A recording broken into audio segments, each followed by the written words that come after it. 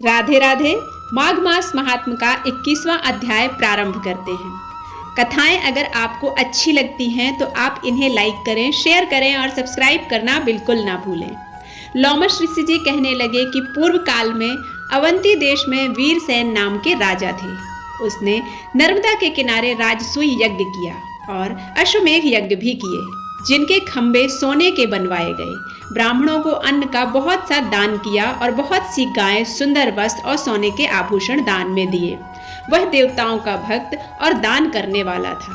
भद्रक नाम का एक ब्राह्मण, जो अत्यंत मूर्ख, कुलहीन, कृषि कार्य करने वाला, दुराचारी तथा अधर्मी था, वह भाई बंधुओं का त्याग करता हुआ इधर उधर घूमता हुआ देव यात्रियों के साथ प्रयाग में आया और माघ में उनके साथ 3 दिन तक स्नान किया। वह 3 दिन में ही निष्पाप हो गया। फिर वह अपने घर चला गया। वह ब्राह्मण और राजा दोनों एक ही दिन मृत्यु को प्राप्त हुए। मैंने इन दोनों को बराबर इंद्रलोक में देखा। तेज, रूप, बल, स्त्री, वस्त्र और आभूषणों में दोनों समान थे। ऐसा देखकर उसके महात्म को क्या कहा जाए। राजसूय यज्ञ करने वाला स्वर्ग का सुख भोगकर भी जन्म लेता है, परंतु संगम में स्नान करने वाला जन्म मरण के बंधनों से मुक्त हो जाता है। गंगा और यमुना के संगम की हवा के स्पर्श से ही बहुत से दुख नष्ट हो जाते हैं। अधिक क्या कहें, और किसी के भी तीर्थ में किए गए पाप माघ मास में प्रयाग में स्नान करने से नष्ट हो जाते हैं। मैं पिशाच मोचन नाम का एक और पुराना इतिहास सुनाता हूँ। इस इतिहास को यह कन्याएं और तुम्हारा पुत्र भी सुने, इससे उनको स्मृति प्राप्त होगी। पुराने समय में देवधुति नाम का बड़ा गंभीर और वेदों का पारंगत एक वैष्णव ब्राह्मण था। उसने पिशाच को निर्मुक्त किया था। वेद निधि कहने लगे कि वह कहाँ का रहने वाला, किसका पुत्र, किस पिशाच को उसने निर्मुक्त किया। आप विस्तार पूर्वक यह सब कथा सुनाइए। लोमश ऋषि ने कहा, किलपज्ञ से निकलती हुई सुंदर सरस्वती के किनारे पर उसका स्थान था। जंगल के बीच में पुण्य जल वाली सरस्वती बहती थी। वन में अनेक प्रकार के पशु भी विचरते थे।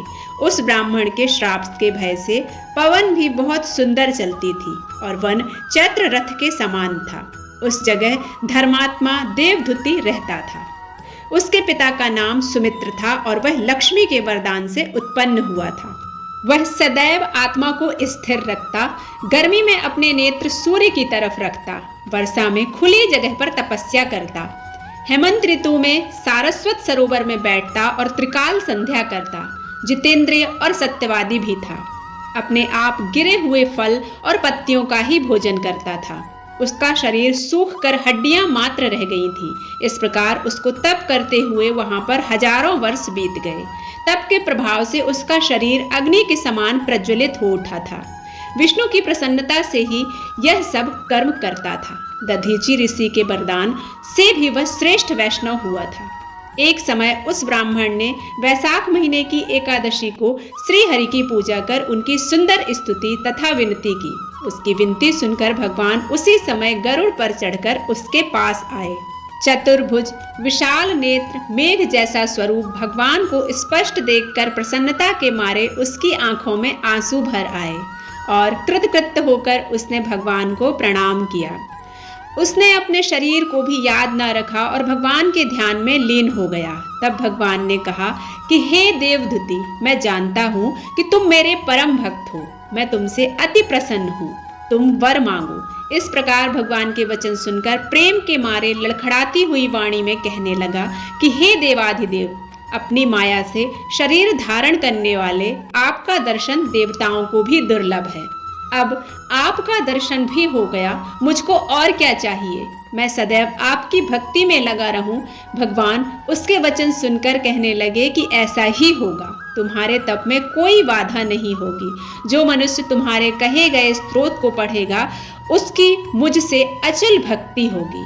उसके धर्म कार्य सांगोपांग होंगे और उसकी ज्ञान में परम निष्ठा होगी। इस प्रकार से भगवान विष्णु ने उस देवधुति को ज्ञान दिया और देवधुति अत्यंत खुश होकर भगवान को नमन करता हुआ उनके चरणों में लेट गया। इस प्रकार से यह 21वां अध्याय समाप्त होता है। मिलते हैं 22वें अध्याय में। तब तक के लिए राधे राधे।